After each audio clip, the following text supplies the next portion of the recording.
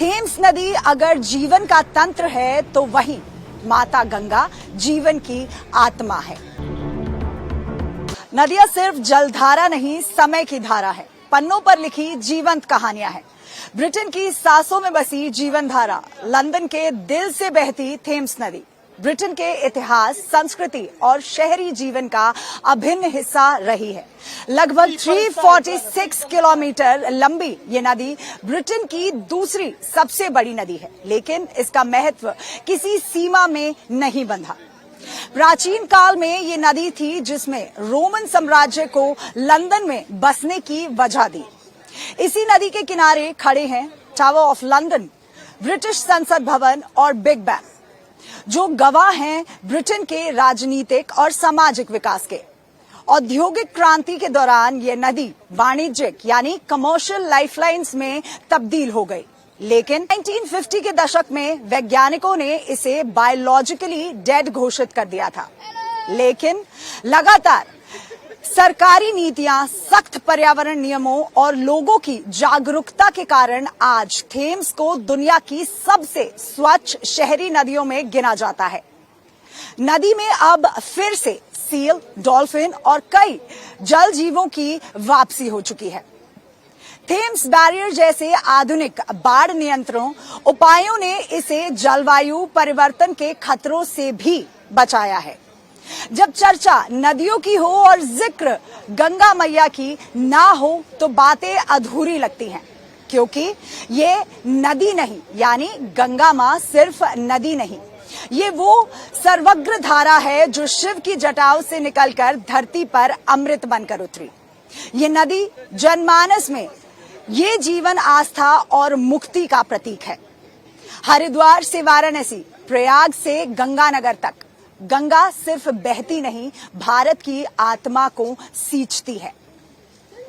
Thames नदी अगर जीवन का तंत्र है तो वहीं माता गंगा जीवन की आत्मा है। थेम्स नदी लंदन की लाइफलाइन है तो यातायात, पर्यटन और इतिहास की धरोहर है, तो वहीं माता गंगा भारत की आत्मा है, आस्था है, आध्यात्म है और अन्नदाता है। थेम्स के किनारे लोग बोटिंग और कॉफी का लुत्फ उठाते हैं। गंगा नदी की कलकल करती पानी में लोग पैर रख कुल्हड़ की चाय का आनंद लेते हैं, नौका विहार का लुत्फ उठाते हैं, मगर भीतर जाने से पहले माता गंगा की आज्ञा लेते हैं, दीप जलाकर प्रार्थना करते हैं। एक नदी विकास का नीति की मिसाल है तो दूसरी नदी आस्था और संस्कृति का प्रतीक है। नदियां बोलती नहीं, एक कहानी होती है, किसी किनारे से जुड़ जाने की कहानी। लंदन की थेम्स नदी, जो कभी जैविक रूप में मृत मानी जाती थी, अब एक स्वच्छ और पुनर्जीवित नदी का प्रतीक बन गई है। वहीं दिल्ली की यमुना नदी, जिसका सांस्कृतिक और धार्मिक महत्व अपार है, आज भी गंभीर प्रदूषण के दलदल में फंसी हुई है। ये तुलना भारत के लिए महत्वपूर्ण है कि कैसे एक प्रदूषित नदी को अथक प्रयासों से पुनर्जीवित किया जा सकता है। एक समय था जब थेम्स नदी इतनी प्रदूषित थी कि इसमें कोई जलीय जीवन नहीं बचा था, लेकिन ब्रिटिश सरकार और विभिन्न संगठनों ने दशकों तक चले एक व्यापक सफाई अभियान चलाया।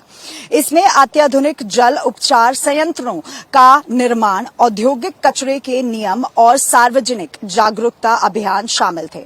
आज थेम्स नदी में मछली की प्रजातियां लौट आई हैं और यह लंदन के पर्यावरण का एक महत्वपूर्ण हिस्सा बन गई है। इसके विपरीत दिल्ली की यमुना नदी, जिस पर 60 मिलियन से अधिक लोग निर्भर हैं, उसकी अधिकांश पानी अत्यधिक दूषित है।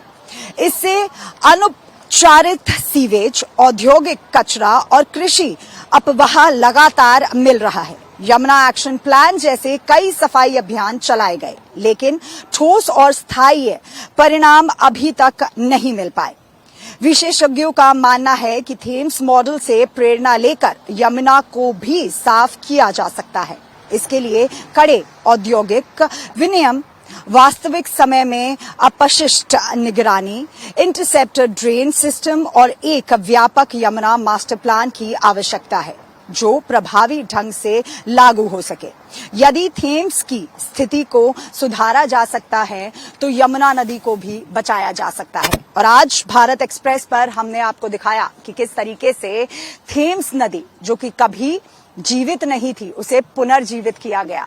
तो वहीं अब बारी है मां यमुना की, उनको भी किस तरीके से अब बचाया जाएगा, ये हम थेम्स मॉडल से सीख सकते हैं। वीडियो जर्नलिस्ट रमेश के साथ महिमा कटारिया, भारत एक्सप्रेस।